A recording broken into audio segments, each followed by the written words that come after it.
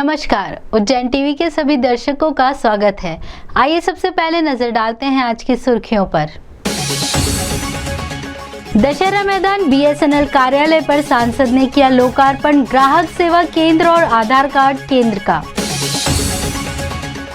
CSP कोतवाली ने किया आकस्मिक निरीक्षण क्षेत्र की होटलों का, एक होटल में बनी विवाद की स्थिति।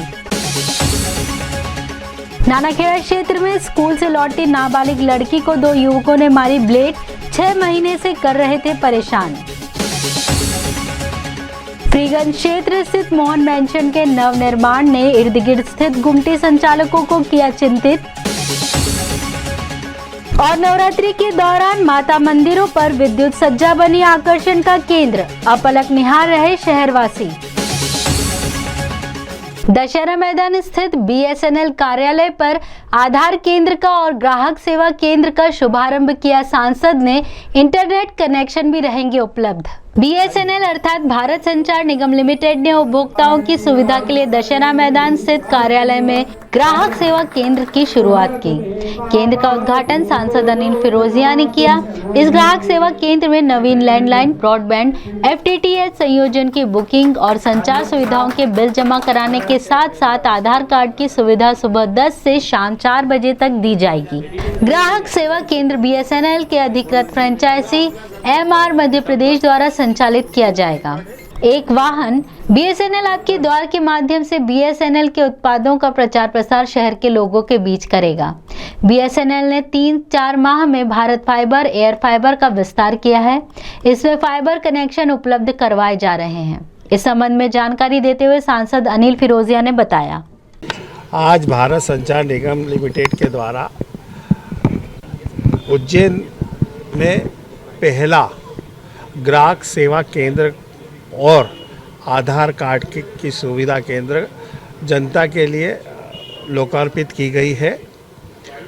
वास्तव में जो प्रधानमंत्री श्रीमान नरेंद्र मोदी जी का सपना है कि गांव-गांव तक, पंचायत तक फाइबर केबल और हमारा जो बीएसएनएल के लाइन है वो जाए, ताकि नेट से हमारे गांव जुड़े, हमारे युवाओं जुड़े और किसान को भी, युवाओं को भी देश जहान की या विश्व की पूरी जानकारी उपलब्ध हो, ताकि वो अपने भविष्य को भी आगे ले जाए। हर प्रकार से व्यापार, व्यवसाय, एजुकेशन, सब में हमारा देश आगे बढ़े। सीएसपी कोतवाली ने महाकाल थाना क्षेत्र के होटलों का किया आकस्मिक निरीक्षण।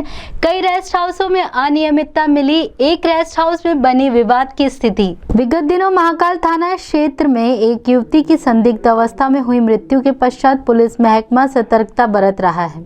इसी क्रम में सीएसपी कोतवाली पल्लवी शुक्ला ने आकस्मिक निरीक्षण किया, जिसमें बगैर एंट्री किए रूम दिया जाना पाया गया। एक अविवाहिता युगल भी रहते मिले। सीएसपी ने उक्त युवती को वन स्टॉप सेंटर भेजकर उसके माता पिता को सूचित किया।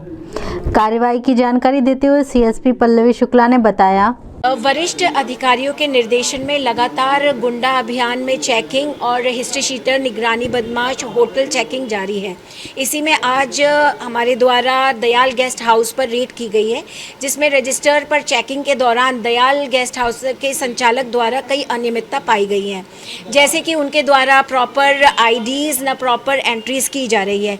चेकिंग के दौरान पाया है कि एक युवक जो है वो सूरत, गुजरात का रहने वाला है और युवती उत्तर प्रदेश की रहने वाली है। बिगर बताए युवती को उसके घर से लेकर आया है। जानकारी निकाली जा रही है, इसमें जो भी वैधानिक कार्रवाई होगी वो की जाएगी।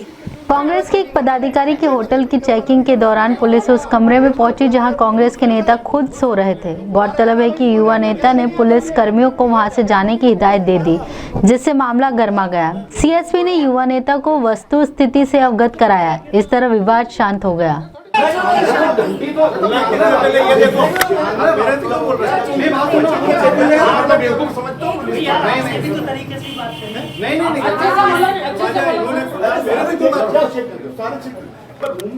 एक नाबालिग लड़की को स्कूल से लौटते वक्त 2 लड़कों ने मारी ब्लेड, 6 महीने से आते जाते करते थे परेशान। पुलिस ने मामला लिया जांच में।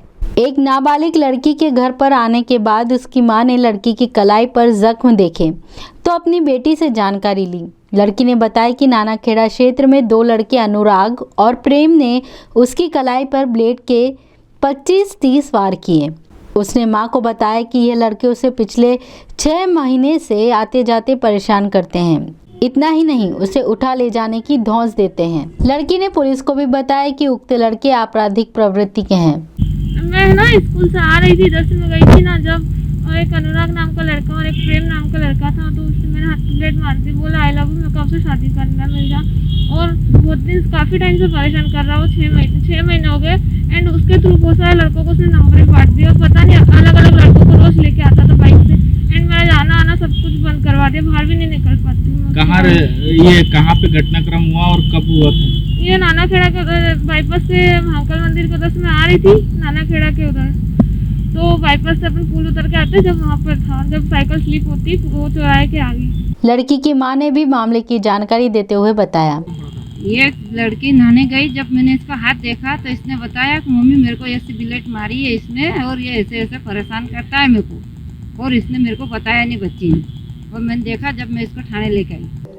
फिलहाल पुलिस ने मामला जांच में लेकर कार्रवाई शुरू की है। फ्रीगंज क्षेत्र की महत्वपूर्ण बिल्डिंग मोहन मैंशन के खरीदारों ने आसपास के गुमटी संचालकों को गुमटियां हटाने की दी हिदायत। फ्रीगंज क्षेत्र के व्यावसायिक रूप से अति महत्वपूर्ण स्थान पर लंबे चौड़े एरिया में मोहन मैंशन नामक विशाल भवन उपेक्षित हालत में था, जिसके आसपास गुमटियों की श्रृंखला बन गई।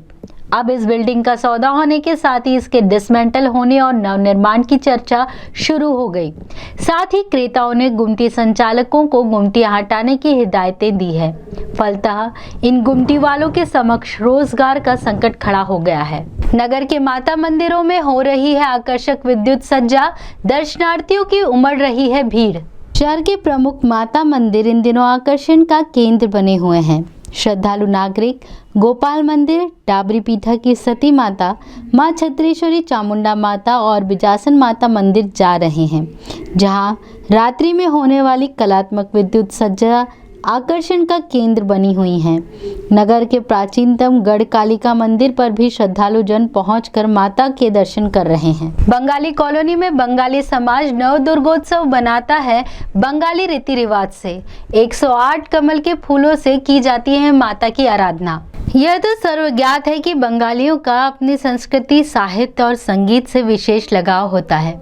उनका ये सांस्कृतिक धार्मिक अनुराग नवरात्रि में दुर्गा पूजा के अवसर पर विशेष रूप से देखा जाता है। 108 कमल से माता जी की आराधना करते हैं।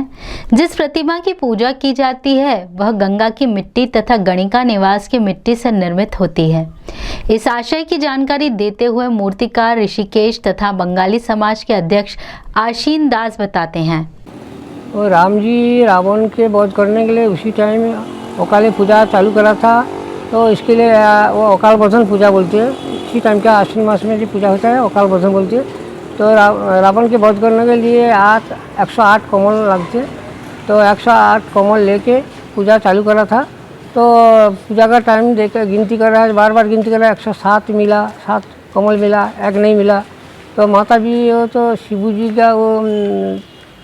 जी का जो ये कमल है वो पेड़ का नीचे नहीं रखेगा, वो अंदर में रखेगा माता जी।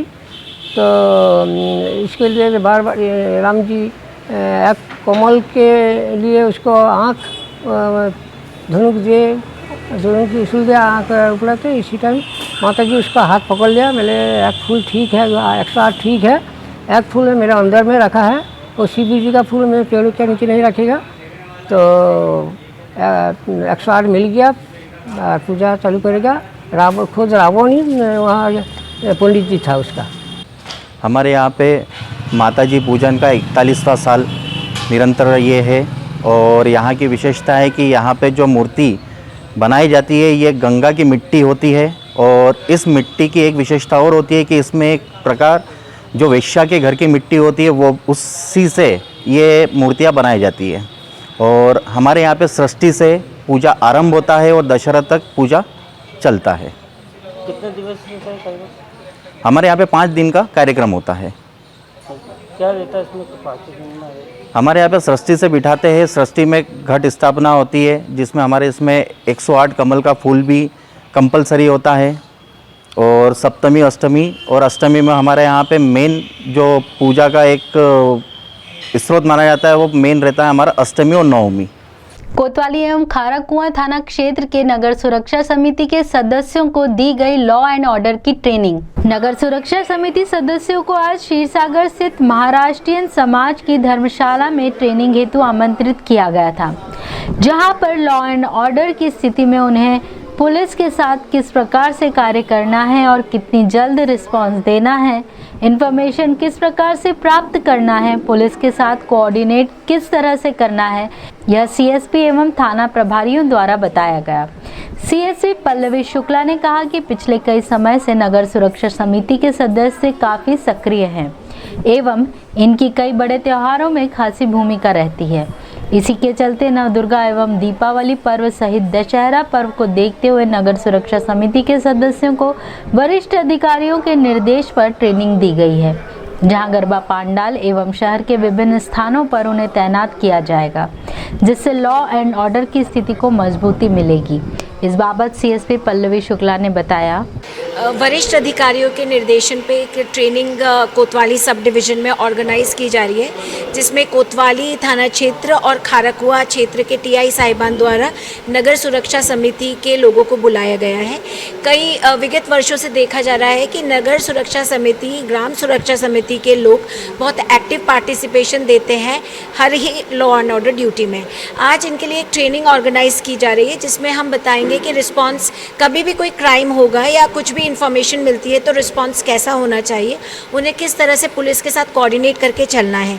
इसके अलावा दुर्गा पंडालों में भी इनकी ड्यूटी लगाई जाएगी और पुलिस ऑफिसर्स के साथ में कोऑर्डिनेट करके लॉ एंड ऑर्डर को कैसे कंट्रोल किया जाएगा। पुलिस का अभियान 7 दिनों तक दुकानदारों को देंगे समझाइश, दुकान के सामने वाहन खड़े ना करें, 8वें दिन होगी दुकानदारों पर कार्रवाई। ये बात अलग है कि जो खरीदार नहीं है उसकी गाड़ी अपनी दुकान के सामने खड़ी करना दुकानदार को बिल्कुल नहीं सुहाता, मगर खुद की और ग्राहक की गाड़ी सड़क घेरे ट्रैफिक को बाधा पहुंचाए तो दुकानदार को कोई आपत्ति नहीं। इसी प्रवृत्ति पर रोक लगाने के लिए पुलिस ने 7 दिवसीय अभियान चलाया है, जिसमें व्यापारी को समझाया जाएगा कि उनकी दुकानों के सामने बेतरतीब गाड़ियां नहीं खड़ी रहें। 8वें दिन से दुकानदारों के खिलाफ कार्रवाई की जाएगी।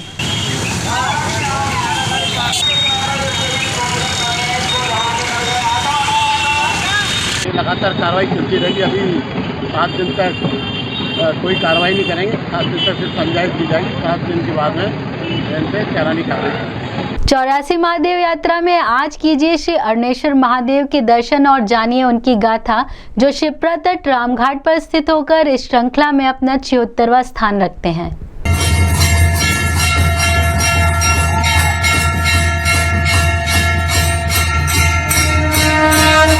देवयुग में प्रजापति ब्रह्मा की कन्या कंद्रू और विनीता को ब्रह्मा ने कश्यप मुनि को प्रदान कर दिया। मुनि की सेवा कर कंद्रू ने 1000 सर्पपुत्र, वे भी महान तेजस्वी मांगे। वह विनीता ने 2 कंद्रू के पुत्रों से बलिष्ठ पुत्र मांगे। कुछ दिन पश्चात कंद्रू ने सर्पपुत्र रूप में प्राप्त किए। विनीता को 2 अंडे हुए। उनकी देखभाल करते उसे 500 वर्ष हो गए। तब एक अंडा उसने तोड़ दिया, उसमें से एक पुत्र हुआ जो अर्धविकसित था। उसने क्रोध में आकर उसे श्राप दिया। माँ को श्राप देकर पश्चाताप करने लगा। तब नारद जी ने अरुण को विलाप करते देख उससे कहा, तुम महाकाल वन में जाओ, यात्रेश नामक महादेव पुण्य को देने वाले हैं। उनके उत्तर में एक शिवलिंग है, उनका पूजन करो, तुम्हारा कल्याण होगा। अरुण ने वैसा ही किया। भगवान प्रसन्न हुए। शिव जी ने कहा, मैं तुमको अद्भुत सामर्थ्य देता हूँ। तुम उस सूर्य के आगे बैठकर सूर्य के सारथी बनोगे। सूर्योदय से पहले तुम्हारा उदय होगा। तुमने पूर्ण भक्ति से मेरा पूजन किया है, इसीलिए मैं अरुणेश्वर के नाम से विख्यात हो जाऊंगा और सबकी कामना पूर्ण करूंगा। जो मनुष्य कृष्ण पक्ष की चतुर्दशी को अरुणेश्वर का पूजन अर्चन करते हैं, उनके समस्त पितृ मोक्ष को प्राप्त होते हैं। उनके पूजन से समस्त रोग आदि नष्ट होते हैं।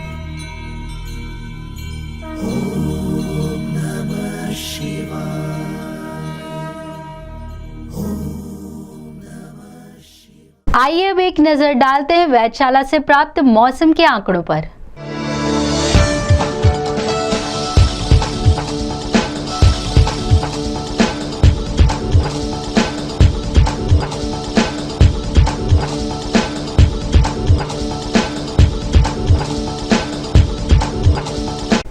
अंत में मुख्य समाचार एक बार फिर। दशहरा मैदान बीएसएनएल कार्यालय पर सांसद ने किया लोकार्पण ग्राहक सेवा केंद्र और आधार कार्ड केंद्र का। सीएसपी कोतवाली ने किया आकस्मिक निरीक्षण क्षेत्र की होटलों का, एक होटल में बनी विवाद की स्थिति। नानाखेड़ा क्षेत्र में स्कूल से लौटी नाबालिग लड़की को 2 युवकों ने मारी ब्लेड, 6 महीने से कर रहे थे परेशान। फ्रीगंज क्षेत्र स्थित मोहन मैंशन के नवनिर्माण ने इर्द गिर्द स्थित गुमटी संचालकों को किया चिंतित। और नवरात्रि के दौरान माता मंदिरों पर विद्युत सज्जा बनी आकर्षण का केंद्र, अपलक निहार रहे शहरवासी। तो ये थे उज्जैन शहर के मुख्य समाचार। ऐसे ही ताज़ा खबरों के लिए देखते रहिए उज्जैन टीवी। उज्जैन टीवी का यूट्यूब चैनल लाइक और सब्सक्राइब करना ना भूलें। नमस्कार।